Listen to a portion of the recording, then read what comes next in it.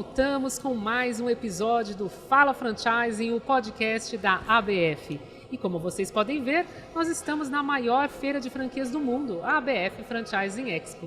E agora nós vamos falar sobre educação. O tema hoje é a revolução nas redes de educação, um novo momento para aprender e ensinar. Esse segmento foi muito transformado durante a pandemia e trouxemos convidados importantíssimos para falar a respeito, como também números fresquinhos de uma pesquisa de educação feita pela ABF. Então eu quero apresentar, que está aqui conosco, o Bruno Gagliardi, coordenador da Comissão de Educação da ABF e CEO do Centro Britânico. Bem-vindo, Bruno. Obrigado, André. É um prazer estar aqui com vocês. Espero que a gente consiga bater um bom papo aí sobre educação, que tem bastante assunto, né? Muito, né? Uma pesquisa aqui maravilhosa. E eu também tenho a honra de apresentar o presidente do Grupo Movedu, diretor adjunto também de Planejamento Estratégico da ABF, o Rogério Gabriel. Bem-vindo, Rogério. Muito obrigado, é um grande prazer estar aqui, né, falando, né, da ABF, essa feira maravilhosa, né, a maior feira do mundo, e falar de educação, que somos apaixonados por isso. É isso aí. E para completar aqui esse timaço, quero que o Bruno apresente quem está aqui conosco, banco. A gente tem a honra de receber o Fred aí, né? Trabalha com a parte muito forte, a parte de research deles lá no Bank of America. Então, Fred, bem-vindo aí, obrigado por ter aceitado o convite. Não, obrigado, pessoal. Prazer é todo meu. Obrigado, Bruno. Obrigado, André. Vai ser um prazer estar aqui com você. Espero poder agregar de alguma maneira nesse bate-papo aqui. Com certeza. Bom, já que estamos todos apresentados aqui, eu queria, assim, antes até de entrar nos números da pesquisa, que são muito ricos, saber de vocês quais foram as principais transformações que as redes de educação sofreram com a pandemia. Conta um pouquinho do que mudou nesse cenário. Rogério, começa conosco. Bom, a pandemia, o que mudou no cenário de uma maneira geral? As escolas, o nosso modelo de entrega, né, e o modelo de entrega da maioria das redes é um modelo de entrega que é feito presencialmente. No nosso caso específico, a nossa entrega já era digital, mas feita dentro da escola. Então era uma plataforma digital que a jornada desse aluno passava pelo chão da escola. Já tínhamos uma pequena base dessa base de alunos que funcionava para aulas híbridas ou online, mas a imensa maioria desses alunos estudavam presencialmente dentro da escola. O que aconteceu, né, de grande aprendizado dentro dessa história? Foi a gente quebrar principalmente, né, esse credo, né, que como é que essa entrega pode ser uma entrega mais rica. Tá certo que no caso da Movedu, né, que são as marcas Prepara, Microlins e Ensina Mais, Turma da Mônica, principalmente em Prepara e Microlins, que é a nossa maior base de alunos, nós trabalhamos com qual que é o nosso papel? É capacitar esse jovem para levar ele para o mercado de trabalho. E nós trabalhamos com a base da pirâmide. Então o nosso aluno é aquele aluno que a gente, né, via lá no Jornal Nacional com o celular da tela quebrada, né, porque ele tem dificuldade desse tipo de acesso. Agora, até isso evoluiu, né? Até isso cresceu a importância dentro da própria família, mesmo na base da pirâmide. Então, o estudo híbrido está muito similar ao que a gente vive hoje no ambiente corporativo do trabalho híbrido. A melhor forma hoje, né, em todas as pesquisas, né, se pesquisar para a grande esmagadora maioria das pessoas quer um trabalho híbrido. Não quer só o online, né, porque quer interação. A gente podia estar fazendo esse podcast aqui, por exemplo, cada um na sua casa, e tem tecnologia para isso. Mas a interação aqui é outra. E o ensino, a educação também. Esse aluno quer ter a flexibilidade de estudar na casa dele e não ir lá, se fosse uma aula, somente uma aula expositiva, mas ele quer ir lá sim para uma aula prática, ele quer ir lá para conversar com pessoas próximas, com desafios similares ao que ele está vivendo, ele quer ampliar o seu network. Então, o trabalho e o estudo híbrido veio para ficar.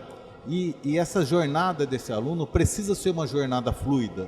Ele precisa tanto fazer parte da metodologia, né, parte da aula na casa dele, e quando chegar dentro da escola, ele continuar aquilo e não ser um negócio complementar para fazer em casa. A lição de casa, não é a lição de casa. Não é a lição de casa, não é um complementar para ele fazer em casa, e sim a jornada dele por completo. Então, no caso da Movedu, a gente investiu muito nessa jornada e hoje essa jornada pode ser tanto online quanto híbrida quanto presencial e fica na escolha dele, porque o 100% online, também como o trabalho 100% online, é bom quando você não tem opção. Vou dar um depoimento nosso, por exemplo. A gente está contratando o pessoal de tecnologia, sim, 100% online, porque tem um número pequeno, a gente não pode ficar restrito àquela população que está ao nosso redor. Então, ok, funciona para isso. Preferiríamos ter esse cara híbrido, como tem uma parte que está lá? Sim, preferiríamos, mas é melhor ter ele só à distância do que não ter. A mesma coisa na educação. Se eu estou no interior do país que não tem uma escola nossa, é melhor ter a opção de ter o 100% online. Se tem uma escola nossa, que é até bom para a gente poder no online ver o potencial e etc., que tenha todas as opções e a escolha passa a ser desse aluno. E a escolha já comprovadamente, que a gente já está nessa jornada há um tempo, é a híbrida. Perfeito. Você sente isso também, Bruno? Fala um pouquinho da sua experiência, vamos acrescentar também. Eu tenho uma particularidade, né? Porque uma das empresas que eu atuo, o Brasil Canadá, é um colégio. E a gente trabalha muito com ensino infantil. E aí a gente teve bastante dificuldade, né, de manter esses alunos, porque eles não estão habituados a usar a tecnologia, eles não conseguem ficar na frente da tela de computador. Mas como o Rogério falou, o que eu achei muito interessante de quando aconteceu a pandemia, por exemplo, no centro, a gente era radicalmente contra o online e a gente falava que era ruim. Até a hora que a gente teve que ir para o online e falar, poxa, dá para entregar. Dá para né? fazer.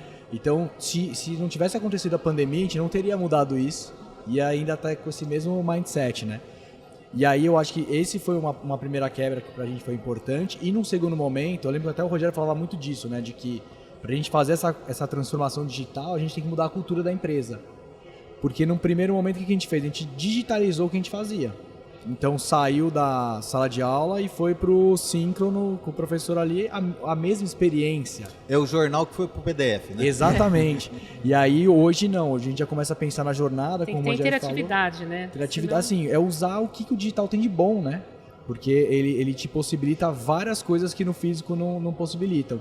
E algumas coisas que o físico são melhores que o digital, a gente mantém. Então, pensando no aluno, juntar as duas experiências do híbrido, né? Então, o que o digital traz de melhor e o que o físico traz de melhor, como essa interação, essa socialização, que é super importante. Então, acho que agora a gente vai para um novo momento, que é começar a entender essa jornada digital do aluno mesmo, com omnicanalidade na educação, que ainda não era uma coisa que estava, pelo menos para mim, tão clara de como fazer. Eu acho que hoje os caminhos já estão um pouquinho mais claros, né? E eu acho também uma outra fonte super de inspiração e que o Fred acompanha bastante, é que o movimento das escolas de ensino superior, né, as universidades, as faculdades, eles já estavam nesse processo, né? Como o Rogério falou, tem lugar que a gente não conseguiria chegar antes, como o Centro Britânico. Poxa, é uma região que não comporta uma escola. E hoje esse aluno pode estudar comigo. Sim. Independente abriu oportunidades também, abriu né? que eu acho que é o que acontece, né, com o mercado de educação superior Sem também, dúvida, sem para dúvida. ter dado esse boom. O Fred vai comentar isso e realmente é impressionante, porque eu acho que as redes de educação foram as primeiras a ter que dar uma resposta na época da pandemia, porque todo mundo tem algum filho, alguém estudando, e foi urgente, né? Então você se movimentar, e eu quero até que você comente isso, Fred. Sim. Como que o banco vê, acompanha esse segmento, quais são os números, os dados? Não, legal. Não, acho que o Rogério e o Bruno colocaram muito bem. Eu acho que tem a questão que, primeiro, teve também a questão da confiança do aluno, né? Talvez o aluno antigamente ele via que talvez fazer o ensino à distância, um EAD, talvez não tivesse a mesma qualidade, e até por necessidade isso mudou, né? E as empresas também é aquela coisa, você está vendo que tem uma mudança, você pode entregar, mas se o aluno não vem, então você também espera, né? Enfim, tem várias questões aí. E acho que um outro ponto interessante é que quando você pega o ticket, né, o ticket no presencial e o ticket no EAD, o EAD ele é mais ou menos 1/4 do ticket do presencial. Então, para as empresas, no primeiro momento, se você já tem o presencial, essa migração ela não é tão óbvia, porque você perde receita no primeiro momento, você tem que ter muito mais alunos para você poder compor. Por outro lado, o digital ele tem uma margem muito maior porque é um jogo de escala, né? Bem feito. O custo é menor também, né? O custo é muito menor. Depois assim. que implanta a tecnologia, né? Exato, esse ponto é muito bom. Esse ponto é muito bom e no caso, né, dos cursos superiores que foram, estão alguns passos à frente disso, passaram exatamente por essa dor e a gente fala bastante, né, na comissão, né, Bruno, sobre isso, tem que a pandemia foi muito ruim na parte de saúde, todo mundo tem coisa triste para lembrar disso. A nível de receita, né, a nível de resultado, foi ruim também para o setor de educação. Mas a nível de transformação foi maravilhoso, porque ele quebrou uma coisa muito importante, que é o paradigma. Por exemplo, eu vou falar, o Teams e o Zoom já estava lá. Verdade. Já estava lá. Só que você vai fazer uma reunião comigo pelo Teams, você não está dando valor para mim. Então vem aqui presencialmente, pega um avião e fica o dia inteiro para ter uma reunião de 1 hora, né? Uma coisa super improdutiva. Isso caiu, assim, de uma hora para outra. Hoje, quando é reunião presencial, tem que avisar, né? Porque senão tá aqui o invite com o link. E que bom, né? Que assim, e a educação, a mesma coisa, né? A educação também passou por esse processo de transformação. E no caso do EAD, do curso superior, também com toda a clareza, tinha coisa boa e coisa ruim, né? Então teve uma evolução também importante, né? O que realmente, onde que o aluno precisa do polo, o que ele vai fazer no polo, qual a atividade que precisa acontecer dentro desse ambiente, o que é valor agregado para tanto, para não virar um negócio de commodity e preço somente. Então, as empresas foram se posicionando com relação a isso, né? E tem uma questão também de faixa etária. Se a gente for pegar o público infantil, nós temos uma marca de público infantil que é a Ensina Mais, Turma da Mônica. Veja que interessante esse caso. Assim, a marca sofreu, porque o aluno não faz aula sozinho. Ele precisa do pai e da mãe para poder estar fazendo a aula com ele. E o pai estava lá, o pai, a mãe, trabalhando, o filho, dentro de casa, o cachorro, brigando todo mundo. Pelo computador. Brigando pelo computador e pelo acesso da internet concorrido ali. Essa parte foi a ruim, mas sabe qual que foi a maravilhosa? Eles passaram a ver o resultado daquilo, acompanhar, né? E eles dinâmica do professor, assistir uma aula. Assistindo o processo. Eu sei porque eu fiz isso. Ali, ó, depoimento aqui pessoal seu. Verdade. Assistindo essa dinâmica, passaram a dar muito mais valor para a escola e para o professor. Com certeza.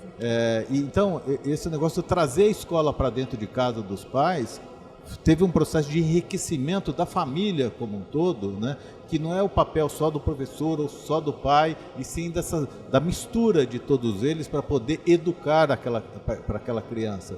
Então, sim, teve coisas muito ruins e teve coisas muito boas. Quebra de paradigma para isso com a própria rede. A gente se orgulha muito de ter uma relação, e rede é relação de confiança. Ponto. Rede é engajamento. A gente se orgulha de ter uma rede muito engajada, mas falar de transformação não é com a rede, é com a sua esposa, com o seu filho, vamos mudar aqui. Não, peraí, como é que é esse negócio de mudar, né? Todo mundo fala que é legal e etc e tal, mas de que não mude o meu, né? E aí na hora que a gente falava desse processo de transformação, existia um receio, né? Pô, mas qual que é o meu papel aqui com a minha escola, se eu ensino online, é concorrente comigo, como é que vai funcionar isso? Só que tinha, sinceramente, um problema na mesa muito maior do que aquele para a gente discutir. Tinha um problema que era o problema do pandêmico, de isolamento, que a gente precisava resolver. A gente tomou uma atitude talvez mais empreendedora, mais encorajada, que teve um pouquinho mais de risco na mesa para isso, que foi a gente acelerou no processo de transformação, porque a gente entendeu que realmente a captação de aluno não estava fácil para a gente poder estar fazendo, era um negócio de manter a base de alunos, então acelera no processo de transformação, porque isso tinha duas coisas importantes. A primeira é manter e captar, né? E na hora que abrir, a gente está pronto. Sim. E não vamos esperar para ver como é que fica.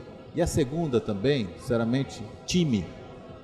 O nosso time, numa boa, não tinha notícia boa, né? Tocava o telefone, bomba 1, bomba 2, né? Então, o engajamento do time e você também mostrar que o futuro será muito melhor ainda do que aquele passado, tirando aquele presente, também foi muito importante. na hora que abrir, a gente vai estar assim, e vamos construir esse negócio, já que a gente está todo mundo trancado aqui. Então esse foi também um processo muito importante que aconteceu durante esse período.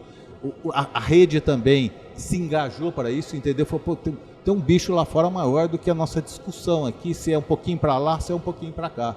Então, o ambiente do dia a dia virou um super MVP ali, né? Sim. Você não precisava escolher uma amostra, a amostra era o todo, era o bolo inteiro. Vamos testar, porque do jeito que está aqui, se a gente ficar só esperando, acho que não vai ser muito bom. E as pessoas estavam muito mais predispostas a poder estar fazendo esse tipo de coisa. É isso aí. Eu acho que é legal a gente abordar também com o Bank of America, que é a pesquisa, né, Bruno, que você comentou. Vocês têm dados também sobre a relação de desemprego com educação. Conta um pouquinho para a gente esses números. Legal. Né? Acho que só voltando no último ponto do Rogério, além de tudo, acho que também o mercado aumentou, né? Porque você, verdade. Assim, se você não acreditava talvez tanto no ensino à distância, principalmente porque é muito o aluno que faz o ensino à distância, muitas vezes é o cara que estuda, a pessoa, enfim, trabalha de manhã e de tarde e estuda à noite. Então, antes você tinha a questão do deslocamento, que é difícil, que é caro, né? O ticket era mais caro, e agora quando você faz um produto mais massivo, 150, 200 reais, falando de curso superior, dependendo, obviamente, do curso que você faz, medicina é muito mais caro, enfim, você tem uma inclusão muito maior das pessoas com uma expectativa de ter um emprego melhor, ganhar uma renda maior, enfim. Então, acho que isso também mudou muito, teve uma inclusão muito maior, e para o mercado de educação é ótimo que você está trazendo mais gente. Eu vi muito curso de ensino de idiomas, assim, num preço que é um quarto, um quinto do que você via numa escola, assim, na época da pandemia, né? Online. Exatamente. Não, perfeito. Acho que, e aí, voltando na questão do desemprego, André, acho que assim, hoje o desemprego no Brasil está mais ou menos 8,5%, né? Mais ou menos. Quando você pega os últimos 5 anos, ele variou ali de 7,8%, 8% a 15%. Né? Os últimos 5 anos, você pega os 10 últimos anos, também ele fica mais ou menos nessa linha. Então, quando a gente olha assim, para o desemprego hoje, óbvio, sempre tem espaço para melhorar, mas olhando o histórico, não sei se tem mais tanto espaço assim. Né? E é claro que você tem uma relação muito grande entre o emprego, né? Que é justamente essa pessoa, seja o EAD ou presencial, que trabalha de manhã e de tarde e tem o dinheiro para você investir e tentar mudar de patamar social, né? Mas então, assim, quando a gente olha hoje, óbvio, se ele baixar ainda mais para 8, 7 e pouco que seja, ainda deve ter um fluxo positivo para as empresas de educação, mas eu acredito que daqui para frente, onde a gente está, o grande ganho das empresas de educação, principalmente no ensino à distância, vem de uma melhoria interna, de uma melhoria no produto. Muitas vezes o produto, de novo, é um produto que está se adaptando, é um produto novo, né? Que foi colocado, eu não digo à força, mas foi acelerado pela pandemia, que foi o que o Rogério colocou. Né? Então esse produto também está em desenvolvimento. Então vou dar um exemplo aqui. Você é um aluno, você trabalha de manhã e de tarde e você vai estudar à noite, né? Ainda tem 2 filhos para criar, né? Aí você entra lá num curso à distância e eles te colocam no semestre errado. Ou eles falam que vai ser um preço, vai ter um desconto, você paga o primeiro mês, o segundo mês já muda, você fala, mas calma aí, não era esse o preço que eu estava esperando. O que acontece? Muita vai gerar evasão, na maioria dos casos, né? Então eu acho assim, quando a gente fala, sem dúvida nenhuma, tem uma correlação muito grande de desemprego com a educação. Quanto menor o desemprego, melhor para o setor e vai ter mais fluxo, mas eu acho que daqui para frente, do patamar que a gente está, a grande melhoria para o setor, ele vem de um trabalho interno das empresas, de melhorar esse produto e melhorar a jornada do aluno, né? E é super importante essa jornada. A gente fala, né? Primeiras coisas vem primeiro. Primeira coisa, cadastro. Colocar o aluno para dentro no funil. Fazer com que ele se sinta parte de alguma coisa. Também não adianta ele colocar ele para dentro, ele está lá jogado, não tem com quem conversar, ele não está socializado, enfim, também gera evasão, né? Então, acho que enfim, daqui para frente são as empresas. Quando eu falo empresa, estou falando mais de ensino superior. Trabalhando nessa jornada do aluno, fazendo com que ele se sinta parte de alguma coisa que é super importante. O desafio é mantê-lo engajado, que também não é fácil. E melhorando isso, a variação da melhora vai ser maior do que eventualmente tomara, né? Tomara que o desemprego vá para... Né? Que não 7, tenha, que né? não tenha, 0, ideal né? É Perfeito, 0. né? Perfeito. O mundo perfeito, sim, mas enfim, eu acho que o volume de alunos, ele vem muito mais uma melhora interna daqui para frente do que até eventualmente uma queda de desempenho. Tem só 2 coisas assim, bem importantes, né, disso que o Fred disse, né? A primeira, que a gente aprendeu pela dor, é que a transformação digital, ela não é de baixo para cima. Eu não estou dizendo da estrutura organizacional, estou falando do processo mesmo. Eu lembro que eu ouvi isso e a gente teimou e pagou por isso, que é muito o que aconteceu com as faculdades presenciais e com a gente também. A gente já tinha um ensino digital, mas ele tinha boa parte da jornada desse aluno exclusivamente acontecendo presencialmente. Quando a gente foi forçar isso para poder as coisas acontecerem do outro lado lá, ela vai de lado. E eu lembro que eu vi isso dentro, né, do nossos squad, com gente de fora, gente do nosso time, falou, olha, a gente tem que vir de lá para cá, porque se está tudo digitalizado, você colocar processos presenciais, físicos, ok. Agora, enlatar o físico para ir para o digital, fica aquele negócio de lado.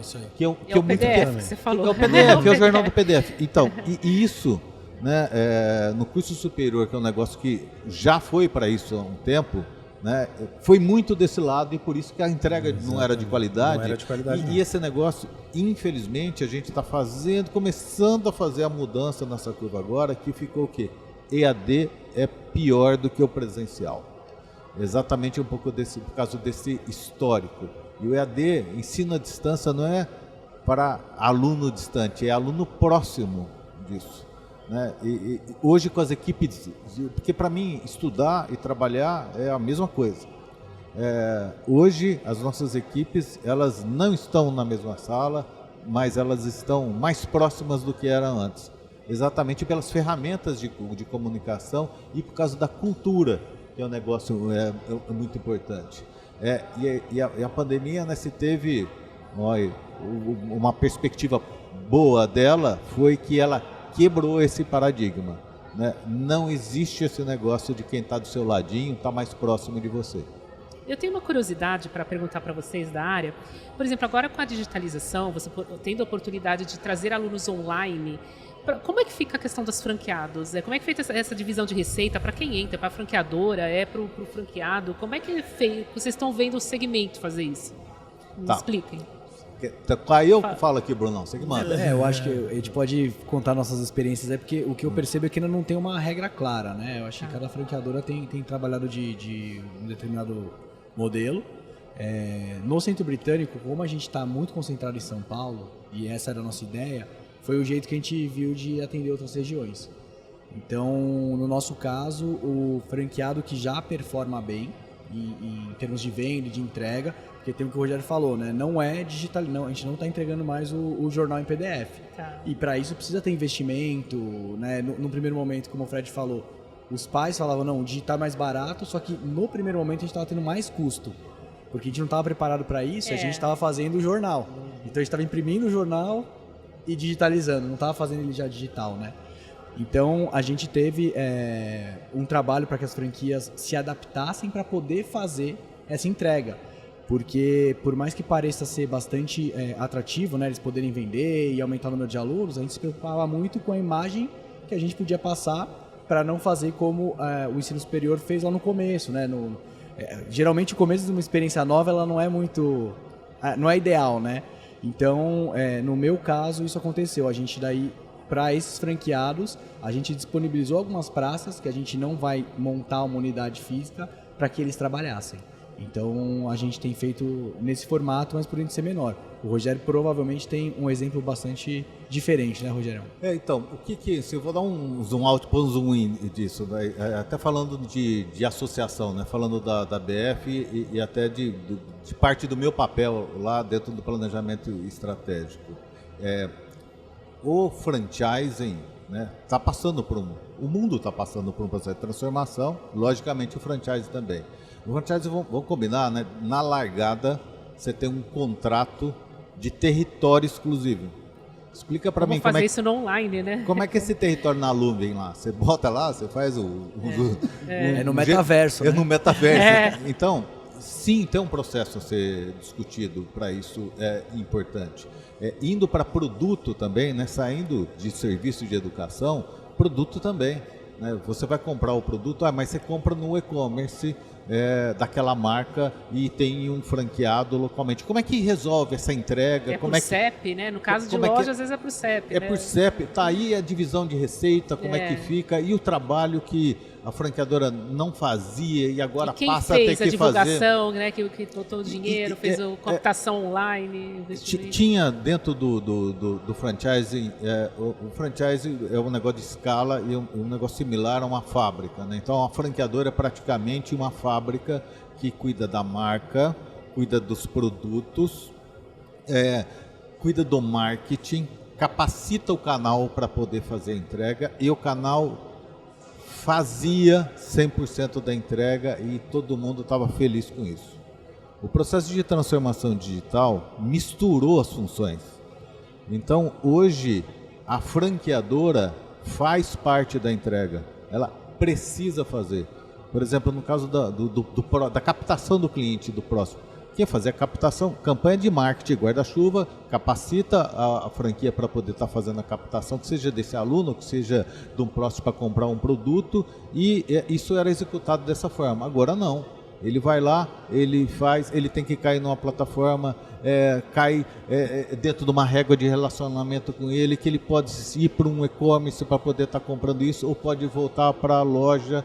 Então, tem uma mistura importante dos papéis nisso, como aconteceu com o varejo, que também é um bom exemplo para isso. Você pegar os grandes varejos, né, qualquer um deles, né, Via Varejo, Magazine Luiza, todos eles passaram por isso. Você ia lá na loja, comprava, lembra daquele negócio legal? Você ligava lá e falava assim, quero comprar uma TV.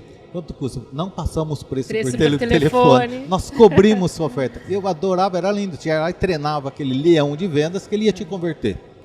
Só que hoje, essa geração, você fala, não passa mas aqui está mais barato. Primeiro que ele não liga, né? Mas digamos que ele resolveu acordar um dia e ligar. Se ele ligar e falar no próximo telefone, ele fala, esse cara tá louco, né? Tchau, né? Ele dá 2 cliques e compra aquele aparelho, né? Que ele quer. E assim é a vida para tudo, assim é a vida para o processo de matrícula. O Fred mesmo, né, trouxe um dado sobre isso e acabou de falar sobre isso. Não pode ter ruptura no processo. Cuidar da jornada, né? Só que isso...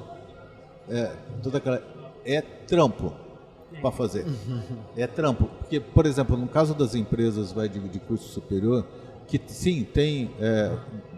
as empresas vão pegar fatias daquelas de capital aberto. Pô, tem capital, tem gente para poder fazer, tem potencial de investimento para fazer e erra feio.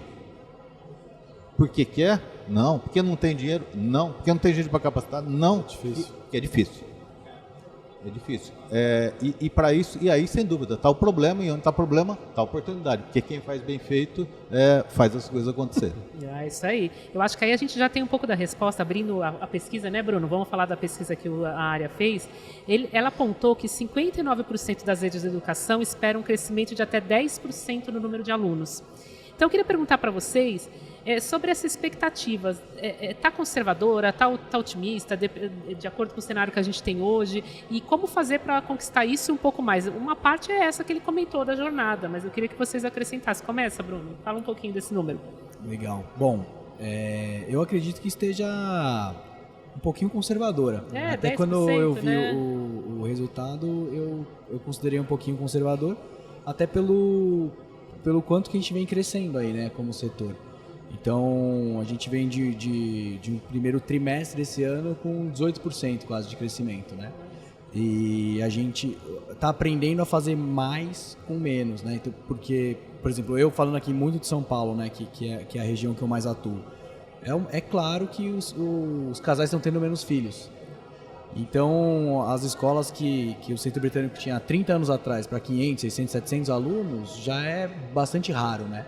E a gente tem tentado ver como fazer mais com menos.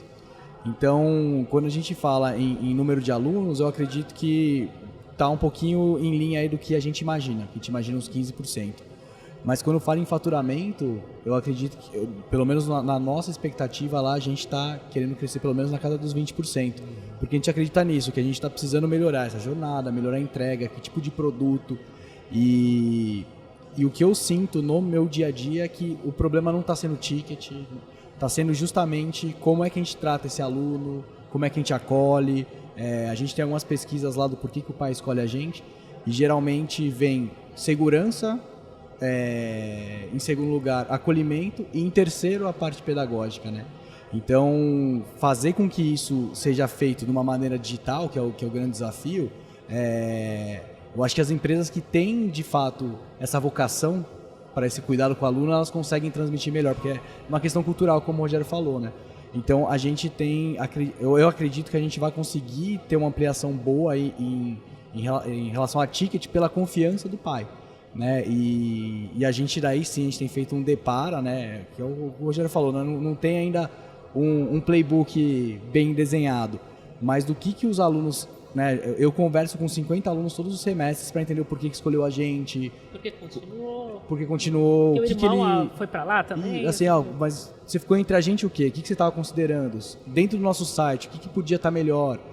E a gente vai pensando nisso, né? Nessas melhorias, de acordo com o que o aluno traz para a gente, né? E eu acho que isso tá fazendo com que nós tenhamos bastante sucesso, principalmente na retenção do aluno e nessa questão de ticket. A gente não tem problema em relação a cobrar mais, né? Então, eu entendo, né? A gente é pequeno, então falar de 20% é uma coisa, 10% é uma coisa, né? Quando a gente pensa nas maiores aí, a gente está falando de números absolutos muito maiores. Quantos alunos vocês têm? A gente tem hoje 7 mil alunos. Bastante. E você, Rogério? Quantos alunos? Passam pelas nossas escolas 500 mil alunos por ano. Olha só. É bom que a gente tem dois exemplos aqui, sim, né? Sim. Agora, a gente está falando de valor, né? Não de preço, né? Isso é o mais importante, né? Tirou daqui. O que acontece? E aí, bem em sintonia, né, do que o Bruno está dizendo. Primeiro, depende do valor realmente entendido por esse cliente, e logicamente da capacidade de pagamento dele, ele vai te priorizar nessa cesta, né, de compras. E esse processo, né, de entrega híbrida, né, é um processo que tem seus desafios para poder estar fazendo, mas depois de feito isso, e ele tem a beleza também que você traz um ambiente de dados mais para a mão, e esse é um negócio muito enriquecedor também. A gente tem provocado muito isso na nossa comissão, no nosso grupo, no nosso setor de educação, que você quer fazer a transformação digital. Quantas pessoas de tecnologia existem dentro da tua empresa? Porque franqueador realmente era muito um negócio fábrica, sabe? Consultor de campo, né? O pessoal de atendimento e tech, era uma área pequena lá de apoio. Tecnologia é uma área super representativa hoje, super importante e que está inclusive na cadeira estratégica do negócio. Para todos os setores, né? Para todos os setores. Educação, saúde, todos. Exatamente, super importante que isso aconteça. Então, depois disso feito, você também traz um ambiente de dados, de informação muito mais preciso. E por isso até que essa mistura de informação, vou dar um dado para ficar mais claro e tangível. Por exemplo, nós sempre tivemos a partir de pesquisa. E essa pesquisa faz parte do nosso programa de excelência dentro da rede, executada pela franquia, pelo franqueado, que já era ótimo. Mas o ciclo dela é muito longo e hoje o mundo não permite isso. Hoje, o nosso NPS está embarcado dentro da metodologia de ensino, medindo o pulso a cada momento daquele aluno, entendendo exatamente qual é esse ponto para fazer com ele, deixando transparente o problema que tenha no atendimento na franquia ou na metodologia de ensino, que seja o papel da franqueadora. E todo mundo tem acesso a isso, tanto a franquia quanto o franqueado. Só que precisa ser mais ágil as coisas. Nós não temos mais tempo desse ciclo que era um ciclo fabril. Lança o produto, lança na convenção, faz o barulho todo, tem que ser mais ágil, vai para o mercado, né? E o mercado responde, a gente demora para entender, para votar. Não tem mais esse tempo para poder estar fazendo isso. Isso e realmente poder estar fazendo isso é um negócio de uma exigência grande e realmente ser uma empresa de tecnologia que funciona, uma edtech mesmo para poder dar essas respostas. Maravilha. Fred, complementa, por favor, obrigado. Porque acho que você deve estar vendo isso também, né, no mercado. Não, exatamente. Acho que assim, tem talvez alguns pontos interessantes. Acho que foi essa semana ou semana passada, saiu até ia checar aqui, mas tinha desligado meu celular, não consegui checar. o número de alunos do Enem, ano contra ano, acho que aumentou 9,5%. Foi 9 alguma coisa, quase 10%. Então já meio lógico. Está bem alinhado, exatamente, né, já fica bem alinhado. Então acho que esse é um ponto importante. E aí, de novo, né, foi o que tanto o Rogério quanto o Bruno falaram. Isso é volume de alunos. E aí você tem o ticket, né? E o que a gente tem visto é o ticket do... É que, de novo, estou falando mais de ensino superior. Mas o ticket do veterano, ele é bem maior, né? Vamos ter um aumento relevante, do que do calouro. A dificuldade maior é você trazer para dentro. Uma vez que você traz para dentro e você mostra o seu valor, não é que ele paga com facilidade, mas ele paga porque ele está vendo uma evolução, ele está vendo uma oportunidade de melhora, né? Então, quando a gente olha, por exemplo, também trazendo alguns números, você pensa, vamos falar 10 a 15% para os vencedores em volume de alunos, mais 5, 6, 10% de ticket, estamos falando de 20, 25%. Então, acho que faz todo sentido com o que eles estão falando. Assim, em grandes números, quando a gente pega, enfim, Edux, empresa listada que a gente cobre, falando de receita operacional, margem operacional, primeiro TRI eles tinham de 10 a 20%, cresceram 23%. Segundo TRI estão falando 10 a 20%, talvez deve vir alguma coisa na casa de 20 e poucos. Então os números estão conversando. Acho que 10% de volume, talvez os vencedores aí, vamos falando de 15%, quando você coloca ticket, 20%, para os mais otimistas é um pouquinho mais de 20%, faz sentido. Poxa, mas são números bons mesmo bons assim. Números. Agora, por falar em outro número que eu queria puxar esse assunto com vocês, aí o Fred puxa esse assunto, é falar sobre turnaround. Eu queria saber quanto que é no segmento de educação, se ele é alto, se é baixo, se está adequado, como pode mudar isso. Você tem alguma informação? O de Fred? turnaround das empresas? Sim, do segmento sim. de educação. Isso, perfeito. Assim, quanto maior a empresa, mais lento ele é feito, né? Vamos falar... enfim, então, talvez um bom exemplo. Vamos pegar a Cogna, que foi uma empresa que foi muito bem durante o FIES, mas depois que o FIES não tinha mais todo o dinheiro que, enfim, tinha antes, ele teve algumas dificuldades. Estamos falando aí de um turnaround de uns 5 anos que eles vêm fazendo. Agora a gente está vendo uma melhoria, mas assim, principalmente no presencial, porque como é que é o ciclo, né? Você tem que ter espaço. Aí você está crescendo, você aluga o espaço, imaginando que você vai conseguir preencher. Aquele custo é fixo. Se você não preenche com o número de alunos mínimo, você tem um custo que está rodando e você não tem a receita entrando. Ah, não, mas então eu não preenchi, eu vou devolver o prédio. Devolver o prédio antes, ele é caro, porque você fez um contrato de 3, 5, 10 anos. Então, se você antecipa, você tem que pagar uma multa, né? E aí, de novo, você tem toda uma estrutura de professores, de grade aula, e é um jogo regional, né? Cada região é de um jeito. Às vezes uma região... Cidade, Santa Catarina, sei lá, Balneário tá indo bem pra caramba, mas o cara do lado às vezes não tá indo tão bem. Então, essa reestruturação, principalmente no presencial, ela é um processo mais lento. Número de professores, também não é fácil fechar escolas, quando eventualmente tem que fechar, enfim, pega vários outros pontos. Então, é um processo bem lento. Quando a gente pensa no EAD, fazendo bem feito, né, o ensino à distância, tendo a entender que já é um processo muito mais rápido, porque você não tem essa estrutura toda, você desenvolve um produto, o produto está lá. Você tem produção de conteúdo, o relacionamento com o aluno, mas a velocidade de adaptação, entendo que ela tende a ser muito mais rápida. Então, é que hoje as empresas, principalmente quem estava no presencial, hoje tem que estar nos dois. Está todo mundo nos dois, né? Mas se você for um cara presencial em função dessa estrutura toda que você teve que montar, apostando num Brasil evoluindo, num desemprego reduzindo, o que quer que seja, para você sair, ela é demorada, ela é dura. Mas eu acho que hoje, assim, o lado bom de crises que a gente vem passando é que a crise sempre traz, o Rogério colocou, né? Empreendedor é geralmente otimista, né? Se não fosse otimista, não seria empreendedor porque já teria falido antes, né? Você aposta no Brasil e aí você, enfim, tem algumas oportunidades, mas quando você está no presencial, é um jogo mais demorado do que no EAD. Maravilha. Quer complementar, Rogério? Sim, o turnaround, assim, para uma empresa que tem legado, né, que é isso que o Fred disse, né, por exemplo, mesmo no nosso caso, lá, que são mais de 1.000 escolas entre franquias e polos, esse processo é um processo de 5 anos. O que pode mudar isso, né, que é o dos aprendizados? Primeiro, assim, o processo de isolamento que mudou tudo, né? E aí por isso que todo mundo fala, qual que foi o maior processo, o que mais ajudou na transformação digital? Foi o vírus, né? Porque ele mudou a atitude das pessoas e como é que elas respondiam para aquilo. Então, que era em 5, fez em 2 ou 3.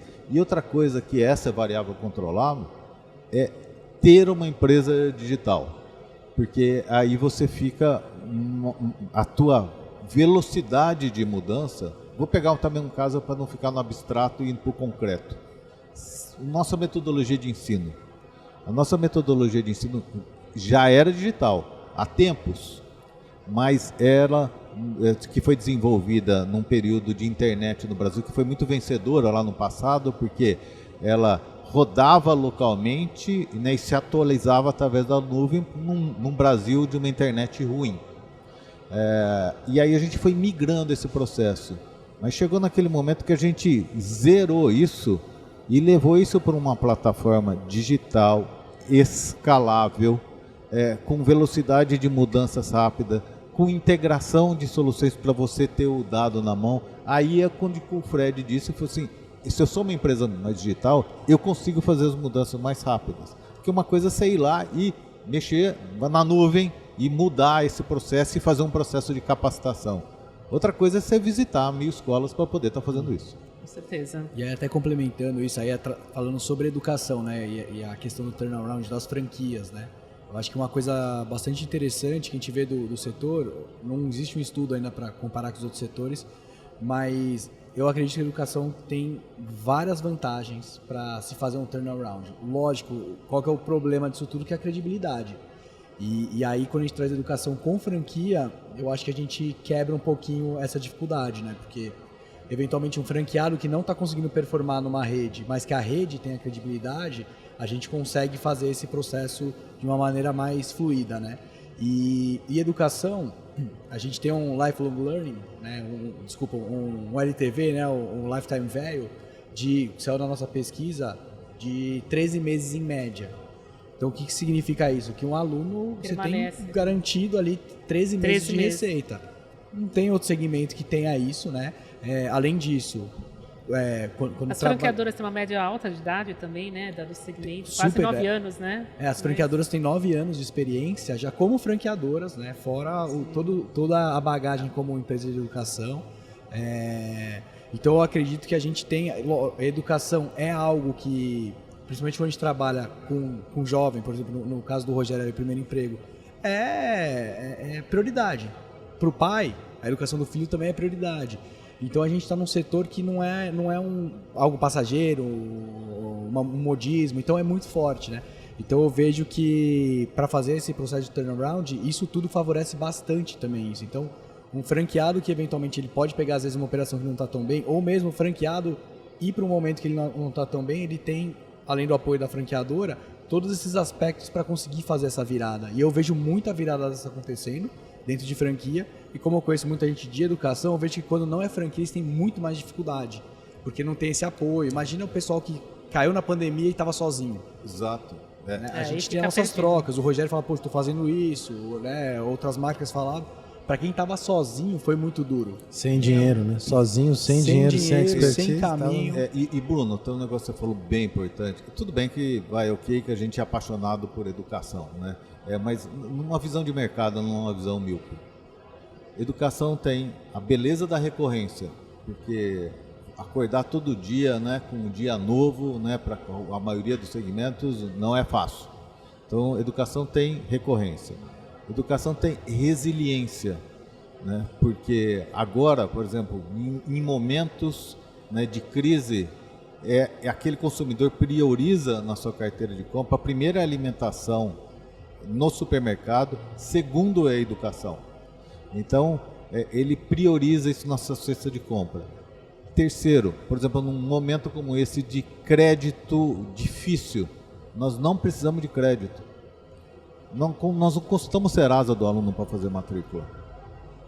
Ele faz a matrícula e continua com a gente, e ele não precisa de crédito para poder comprar, né, aquele serviço, que também é um negócio super importante também para o negócio. E o mais importante dele é propósito. Não tem um segmento que tem um propósito, né, tão forte, de tamanho engajamento, de equipe, de time, de pessoas, de impacto, de impacto. a missão da nossa empresa, e não tem jeito até de ser diferente, que é muito similar a de muito, é transformação de vida através da educação. Tem coisa, né, assim, mais forte e de engajamento mais poderoso do que esse? Agora, a gente comentou bastante das vantagens. Eu queria saber, assim, não desvantagens não seria uma palavra, mas quais são os fatores que incidem de pressão hoje nas empresas de educação? É custo imobiliário, são taxas, é inflação? O que hoje em dia preocupa as redes do segmento? Rogério. Bom, como o Fred falou, empreendedor ele pega o problema e vê a oportunidade. Erra feio às vezes, mas continua vendo. Mas o que assim, eu acho que olhando o cenário como um todo, e eu acho que mais no médio prazo, o que se não tomar conta vai ser problema. Educação precisa ser um ecossistema. Ela precisa, assim, desde uma mudança, né, que o Bruno comentou, de uma mudança na pirâmide etária, né, que em 2030 já teremos mais idosos do que crianças. De 48 milhões, né, dessa população, né, de crianças e adolescentes, será 41 milhões. Então, diminui o bolo. Mas também tem uma defasagem educacional gigante, né? Sim, continua a oportunidade enorme dentro dos 41 milhões. Mas o que é importante fazer nisso também é você ampliar o seu trabalho, né? Fazer o lifelong learning. Porque não dá para entregar mais uma fatia, né? Você viver de nicho hoje vai ser cada vez mais difícil. Você pode viver de nicho desse, aquele nicho seja enorme, né? Mas à medida que isso vai mudando, você tem que se adaptar e fazer, por exemplo, no caso da pirâmide etária, um trabalho do lifelong learning. A necessidade daquele aluno também vem mudando. No nosso caso, por exemplo, que o nosso papel é capacita e leva ele para o mercado de trabalho. O que ele precisa? Logo depois do primeiro dia de trabalho dele, ele precisa se preparar para aquela promoção. Então, ele precisa fazer uma graduação. Depois que ele fez a graduação, foi que ele precisa de uma pós-graduação. Então, a gente precisa estar com ele durante toda essa jornada. Você ficar um pedaço daquela jornada com ele, você primeiro que vai ter uma importância menor na vida dele durante aquele tamanho e, consequentemente, ele vai te valorizar, te pagar por aquela etapa. Então, a partir do momento que você amplia esse trabalho e faz um negócio muito importante que a digitalização permitiu, que é não ter ruptura. É muito doido. Olha pra gente, né? Quando a gente fez lá o ensino fundamental, quando você foi fazer a matrícula do médio, a única coisa que você precisou foi mostrar o diploma. Você podia mudar de escola, é uma ruptura dali para lá. Você parece que mudou de página, era uma coisa, virou outra. Aí do ensino médio para a faculdade, então, é outra ruptura maluca. Da faculdade para pós, é outra. Não tem uma conectividade entre as coisas, não tem uma conexão nessa jornada. Então precisa ser uma jornada fluida. Precisa se acreditar disso e não só como um cartório que dá lá um carimbo que você tem aquela escritura daquela formatura. Né? Precisa te dar o conhecimento e precisa te dar a continuidade daquilo e a acreditação daquilo. Se eu fiz um curso livre, por exemplo, profissionalizante como o nosso, a gente aprovou isso, né, a duras penas aí com o setor de educação regulado, que, por exemplo, ele faz um curso nosso de auxiliar administrativo, ele já está se acreditando para uma faculdade de administração. E a gente deixa isso transparente para ele na própria metodologia em cima. Você já tem 10% de um curso de administração. E isso com uma empresa que você já confia, já sabe como é que trabalha e te ajudou a levar, por exemplo, para o mercado de trabalho. Então, essa relação de confiança e facilitação do processo para uma jornada digital sem rupturas, ela é muito importante que aconteça dentro dessa jornada. Então, voltando para todo bom problema, tem que ter uma boa solução. Para quem não se adaptar para isso, sem dúvida, vai acontecer. E fazendo uma correlação com o meu amigo, que o Banco of America não quer nem saber de varejo, né? O negócio lá é outro papo. Mas falando para um banco de varejo, veja que exemplo maravilhoso que a gente tem, que acho que a gente tem que olhar para isso. O Nubank teve uma invenção maravilhosa, né? Ele inventou o cartão de débito. Ninguém conhecia isso, né? Não. Mas ele criou uma jornada né, realmente de confiança, que eu começo pelo cartão de débito, depois entregue sua vida para mim. E os bancões, né, que estão sim se adaptando para isso, não era isso, né? Era um negócio que você vai lá e assina 3 papel e manda cópia do RG e depois você vem aqui assinar 280 papel, daqui uma semana eu te abro a conta e etc e tal. Então, eles tiveram que se adaptar para isso. Também correr atrás, né? Exatamente. Então, o que é? Uma jornada digital, entendendo a sua vida, vai contando para mim o que você quer, como é que funciona a sua vida, eu vou te atendendo e você vai criando uma relação de confiança comigo. Depois eu solto de crédito, depois eu solto empréstimo, depois eu solto tudo, eu estou contigo. Verdade. Quer complementar também desse cenário? Claro. Eu acho que você, para a educação, acho que olhando para dentro, né? Eu acho que o grande dificuldade das empresas e uma oportunidade é a evasão, né? E de novo, quanto mais você vai para o digital, a questão do engajamento e participar de alguma coisa, ela é super importante. Tudo que você sente que você está acolhido em um grupo, tem amigos, tal, fica muito mais difícil para você sair. Se qualquer coisa, vai andar de bicicleta, tem um grupo de amigos, você não vai um dia, você não veio hoje, tal, e aí, um personal, você está fazendo academia, você não vem, você está sozinho, você não vai, ninguém vai te cobrar nada. Então acho que essa questão de você conseguir reduzir a evasão quando o cliente já está para dentro, eu acho que esse é o grande desafio das empresas daqui para frente. E quando a gente olha para o setor de educação, isso é talvez mais até uma tese minha aqui, eu acho que a escala ela é mais difícil. Vou dar um exemplo aqui, talvez não tão bom exemplo, mas você olha a Netflix. Tem Netflix lá, ele está em 180 países, 175 países. Ele faz um produto, mesmo que ele vende no Brasil aqui, às vezes é interessante nos Estados Unidos, o que ele faz nos Estados Unidos ele vende aqui, e talvez venda, enfim, na Europa, enfim. O mesmo produto ele consegue jogar para vários países, não muda tanto. Quando a gente pensa em educação, principalmente superior, talvez escola de idioma seja um pouco diferente, mas é um jogo de marcas, é um jogo regional. Muitas vezes o que funciona, de novo, no sul, não funciona no nordeste, enfim, no sudeste, enfim. Então, assim, existe uma dificuldade na nossa cabeça de escala e aí você acaba gerando alguns problemas. Por exemplo, a gente falou história de turnaround. Teve um crescimento muito forte, você ficou pelo Brasil inteiro, em alguns você estava bem, outros não tão bem, você tem que entender cada região, as necessidades de cada região para você conseguir entregar, principalmente também quando você está no presencial. Mas mesmo no EAD, você tem às vezes a marca forte naquela região, pela marca forte eles vão, se ele consegue me entregar no presencial, ele consegue me dar para o EAD. Então quando eu olho para o negócio de educação, quando você chega numa determinada escala, você tem o dinheiro, você talvez tenha os recursos para contratar as pessoas, mas ela não é tão fácil essa jornada do que em outros negócios, quando você olha. E talvez por isso assim, a gente tem grandes players de educação, mas não tem um gigantesco, né? Digamos, com um valor talvez igual a empresas de hospital. Né? Você pega uma empresa de hospital maior do Brasil, hoje vale 50 bi de real. Você pega a maior empresa de educação do Brasil, vale 10 bi.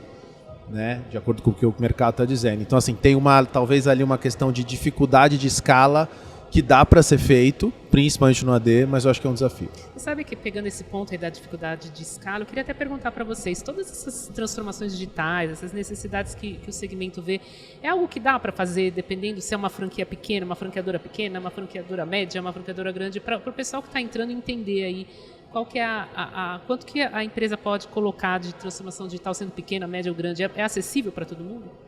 É isso que eu quero dizer. É desafiador, é desafiador, sim. Né? Para uma franquia pequena, exato. Né? Mas tem, assim, como tudo na vida, né? Tem um trade-off aí, tem algumas coisas que são melhores. A franqueadora pequena tem um baixo legado, então ela tem pouca coisa para carregar ali no meio. Né? Ela pode, assim como uma startup, né? Assim, toda empresa grande sonha em ser uma startup. Toda startup sonha em ser uma empresa grande. Exatamente. É porque a empresa grande quer ter a velocidade da startup e a startup quer ter o dinheiro da empresa grande. É isso. E as duas coisas para combinar é um desafio. Né? Então, a franqueadora pequena, ela tem muito mais agilidade. Né? Ela pega numa mesa dessa aqui, ela toma a decisão e já implanta naquele momento. Uma franqueadora maior, só o processo de comunicação com a equipe, o desdobramento desse negócio, o processo de comunicação com o time interno, para depois com a rede, ela tem outro desdobramento. Então, a pequena tem, de novo, o ponto positivo disso e precisa ser, sem dúvida, né? Esse negócio precisa ser puxado sempre pela principal liderança, né? Que seja da grande ou que seja da pequena. E essa principal liderança precisa ter essa cabeça digital para poder estar puxando esse negócio desse jeito, porque esse negócio não dá para terceirizar. Legal, Né? é importante a gente falar isso, porque quem está nos ouvindo, de todos os portes, né? Então a gente tem que atender aí a todo mundo. Bruno, eu queria que você falasse um pouco sobre demais resultados da pesquisa que você lembra que são importantes ser compartilhados. Eu sei que no estudo falou-se também sobre investimento, onde que capta aluno, o Google Ads ficou na liderança ali. Fala um pouquinho do que você lembra aí da pesquisa. Legal. Bom, eu acho que o que fica mais forte da pesquisa é essa transformação mesmo, né? Então, a gente vai caminhando a passos largos aí para produtos híbridos, para entrega de produtos híbridos, para serviços híbridos. E como o Rogério falou, né, eu acho que franqueadoras aí de tudo quanto é tamanho, elas se adaptando a isso da forma que dá, né? É possível. Em relação a essa parte de captação de alunos, também a gente vê as franqueadoras participando cada vez mais. Como o Rogério falou, hoje em dia, nosso desafio é entender esses papéis que estão mudando, né? Então, se a responsabilidade de captar o lead e de converter esse lead é só do franqueado, só que aí a franqueadora entra para fazer uns testes e consegue converter 5, 6 vezes a mais que o franqueado, então se não faz sentido ela absorver isso, né? Então a gente vai percebendo algumas mudanças e alguns testes nesse Ela sentido. absorver e repassar. Seria Isso. Então, e aí são novas regras de negócio, né? Que tem que ser estabelecido com o franqueado. Vocês têm visto essa tendência no segmento de uma forma geral? O que acontece, né? Assim, a mistura do digital, né? Do físico com o digital, e a gente tem, né, a falsa impressão que tá lá no digital é muito mais barato, muito mais fácil. E não. E é caro, não é fácil. E é caro. O CAC, né, que é o custo de captação do cliente, né? No digital, mídia por mídia, né? Google é maravilhoso para o Google, né? É lindo para ele. E qual que é a beleza do sistema de franchising para isso? E também a complexidade. É a rede e a gente fazer esse trabalho em conjunto, porque aí a gente diminui o CAC, aí a gente diminui o custo de aquisição de cliente, facilita esse processo de entrada e aí mostra a nossa proposta de valor para ele. Agora, o que mudou com isso? Eu até tinha comentado, a gente era bem uma fábrica, né? A gente treina, é uma empresa de treinamento, né? Treina, capacita e você executa. Só que agora a gente executa junto nisso. A gente pode fazer esse negócio junto e tem coisa que pela escala da franqueadora a gente faz melhor do que a franquia. E tem coisa pela especificidade da franquia, ela faz melhor do que a franqueadora e a gente precisa combinar isso. Só que corrida de bastão é muito mais difícil do que os 100 metros que você corre sozinho. Você ali. tem que passar o bastão sem deixar cair, né? Tem que passar o bastão na hora certa e não pode deixar cair. E esse negócio, só que sem dúvida, esse negócio combinado é um negócio que gera mais discussão para as coisas poderem acontecer. Mas não tem a jornada do próximo de hoje que não está digitalizada. Ela precisa estar digitalizada. E tem coisa que a franqueadora pode fazer de melhor para isso, né, que é fazer, por exemplo, o processo de conversão em alguns momentos ou em algumas regiões para isso. Só que também tem um outro lado também, que a franqueadora não é remunerada para isso, ela não consegue fazer isso sem ter uma receita nova, e aí entra num outro processo também de discussão de share disso. Então tem uma construção sendo feita e isso precisa estar na mesa de uma forma transparente. E não quer dizer que, estando de uma forma transparente, que vai ser fácil. Não, vai ter que discutir e entender. E tem pontos muito importantes que a rede traz para isso também. Mas precisamos ter a disposição de fazer isso, né? Porque se a gente não fizer, novamente, alguém vai ocupar esse espaço. E o digital, veja, quem está só no digital quer estar no físico também. E quem está só no físico quer estar no digital. A composição, e dos dois lados tem desafio, né? Quantas empresas estão no digital e vieram para o físico e não funcionou? E quantas também foram do físico e foram para o digital e não funcionou? Então essas coisas precisam estar combinadas, é a melhor entrega de valor para o cliente, mas a mais desafiadora de botar de pé. Tem uma coisa também. Opa, desculpa. Não, vai lá, Bruno. Que tem uma coisa só para daí complementar também, eu acho que eu tenho visto, né, nas pesquisas, aumentando bastante, essa conscientização dos dados na educação. Porque até então a gente ainda é um segmento bastante empírico, apaixonado, né? Que talvez esse seja mais um dos probleminhas aí de quem quer empreender com educação. Porque não é para todo mundo. É um chamado, como o Rogério falou, tem muita questão de propósito. Mas eu percebo esse movimento muito grande das pessoas entenderem dados para saber quem são os clientes de fato que fazem sentido para aquele prospect, né? Então, conversando até com algumas franqueadoras, eu percebi isso, mesmo as pequenas, elas criando modelos com machine learning para saber esse perfil de aluno não fica comigo, esse fica. Então, como é que eu ajusto minha máquina de venda com essa questão aí de Google, de Instagram, para trazer quem realmente faz sentido? Que daí, às vezes, vale a pena pagar um pouco mais, mas trazer aquele que vai ficar o tempo que necessário, né? Perfeito. Bruno, a gente já está quase assim caminhando aqui para o final, então eu queria abrir o espaço aqui para você. Se tiver alguma pergunta, agora é a hora, aproveitar e já dar sua mensagem final também, por favor. Bom, legal. Eu acho que hoje aqui uma das ideias é a gente trazer um pouquinho, né, dessas diferenças do nosso segmento, que é um segmento que foi protagonista do franchise durante muito tempo. Eu acho que tudo nasceu com a educação, né, dentro do franchising, e a gente vê uma força muito grande, uma retomada muito forte, que eu acho que vem desde antes de pandemia, mas a pandemia mostrou o quanto que a gente é resiliente, né, como o Rogério falou, a nossa capacidade de adaptação. Então eu convido aí as pessoas a debruçarem um pouquinho mais no nosso segmento de franquias, dar uma olhada no que mudou, porque a gente sabe que a educação também é vista como algo mais moroso, né, para as mudanças, tal. Lógico, a gente mexe com vida, tem muito paradigma, professor, enfim, mas muita coisa está acontecendo e como a Adir falou no nosso encontro, toda franqueadora, no fundo, é uma empresa de educação, né? É verdade. Então, o que eu convido aí o pessoal é que deem uma olhada com carinho aí para o nosso setor, que a gente está entregando muito resultado e muito propósito. E é bom até que as pessoas venham, se associem, conheçam a comissão, porque aí vai ter acesso a esse estudo que está completo. Ele fala de custo de aquisição de clientes, que o Rogério comentou, ele fala também sobre turnaround, ele fala sobre valores, preços, enfim, ticket médio, fala de performance, business model, como que está sendo feito. E também, né, fazendo parte da nossa rede, a gente tem encontros aí. São 2 encontros anuais presenciais que a gente faz mesa redonda para falar sobre essas dores que são comuns a todos, né? É verdade. Então... E apesar, as pessoas não acreditam, mas eu acabei de gravar um podcast antes com o pessoal de food, então você vê uma comissão também bastante ativa e você vê concorrentes, entre aspas, sentados na mesma mesa, trocando ideia, assim como a gente tem com a educação e com vários outros. Esse é o valor do franchising, né?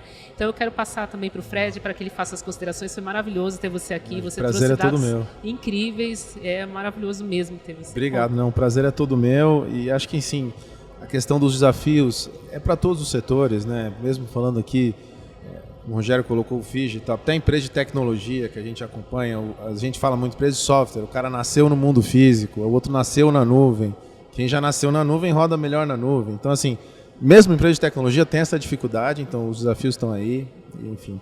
E eu tenho nessa questão de empreendedorismo, aproveitar aqui o espaço, eu acho sensacional o prazer de vocês, eu realmente tenho uma admiração muito grande, porque no final do dia são vocês que tocam o Brasil, né? O banco dá dinheiro, ajuda, mas quem cria emprego, quem faz acontecer, dinheiro, né? Quem coloca na reta ali são vocês. Então, eu particularmente tenho uma admiração muito grande, foi um prazer enorme estar aqui, o que a gente puder agregar de alguma maneira, a gente, enfim, está 100% à disposição e obviamente no setor de educação, como o Rogério colocou, é um propósito, principalmente no Brasil, né? A gente tem 1 milhão de defeitos e começando, na minha humilde opinião, pela educação. Então, acho que trabalho sensacional, o que a gente puder agregar, é um prazer e uma honra, pessoalmente, para mim, poder agregar de alguma maneira. Muito obrigado. Obrigada eu, Rogério. Vamos lá. Bom, primeiro, né, acho que eu quero começar, né, pelo franchising e pelo esse grande papel que a associação faz para isso. E fazer um convite para todo mundo. Sem minha associação eu tenho o privilégio e quanto mais perto eu estou, mais perto eu quero estar. Sabe, é uma relação de confiança construída, as pessoas querem fazer as coisas acontecerem. Essa feira é um grande exemplo disso. essa semana, né, os encontros que tiveram, né, todos eles de food, de educação, de transformação digital, de franqueados, essa mistura não é uma associação de franqueadores, é uma associação de franquias para franquia e franqueados. Hoje, na própria abertura, né, que teve dentro da maior feira do mundo, a gente tem às vezes essa visão meio tupiniquim, né? Nós, no Brasil, nesse país, a gente faz a maior feira do mundo. E um país empreendedor, e o franchise consegue organizar essa grande beleza, né, do franchise, é unir a força, o potencial de investimento de uma marca com a força do empreendedor local.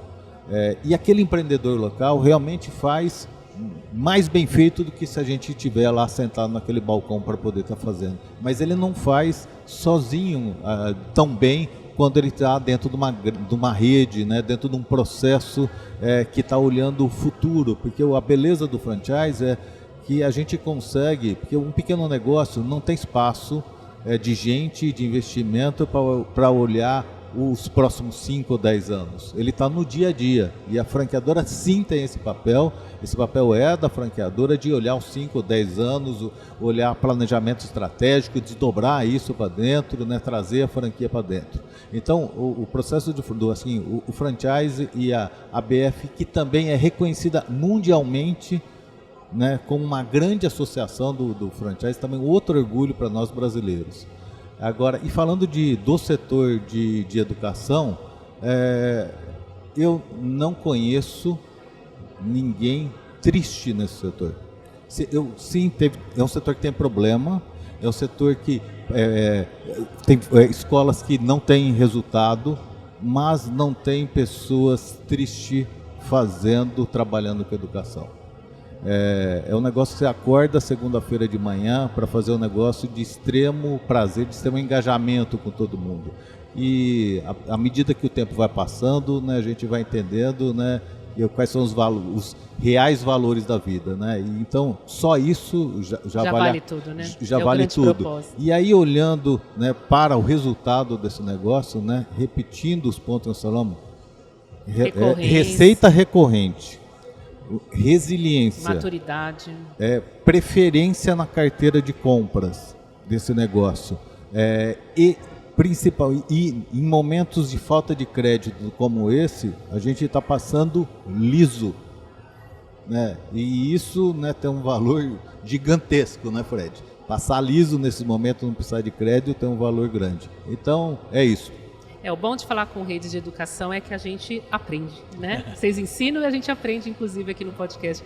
Então, quero agradecer muito a vocês e falar para o pessoal que vamos ter mais episódios ainda na feira. Obrigada e até o próximo Fala Franchise.